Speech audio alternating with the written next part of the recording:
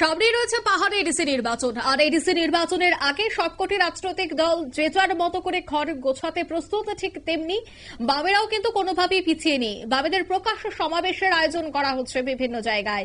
ঠিক তেমনি কমলপুরেও আজ দেখা যায় সমন্বয় কমিটি ভবনে একদিনে ত্রিপুরা ক্ষেত মজুর ইউনিয়ন কমলপুর 12তম সম্মেলন প্রকাশ্যে সমাবেশের মাধ্যমে আজ শুরু হয়। এদিনের বিকেল 4টায় প্রকাশ্য সমাবেশের প্রধান বক্তা হিসেবে উপস্থিত ছিলেন সিপিএম বিধায়ক পলিট ব্যুরো সদস্য তথা রাজ্য বিরোধী দলনেতা জিতেন্দ্র চৌধুরী। তাছাড়া মঞ্চে উপস্থিত ছিলেন ত্রিপুরা ক্ষেত মজুর ইউনিয়নের সম্পাদক শ্যামল দেব সহ ধলাই জেলার ক্ষেত মজুর ইউনিয়নের সম্পাদক তরুণী দেবনাথ। প্রকাশ্য সমাবেশে প্রধান বক্তা সিপিএম এর পলিট ব্যুরো সদস্য তথা রাজ্যের বিরোধী দলনেতা জিতেন্দ্র চৌধুরী ঠিক কি বলছেন শোনাবো। করতে হবে, জিও ট্যাগিং করতে হবে, আউটপুট মাপতে হবে,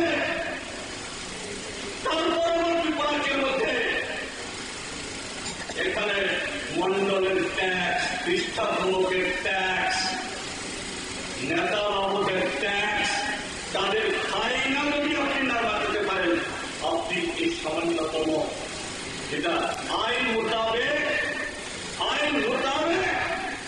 আপনি 100 দিনের কাজ পাবেন, সেই কাজ আপনি পাবেন না।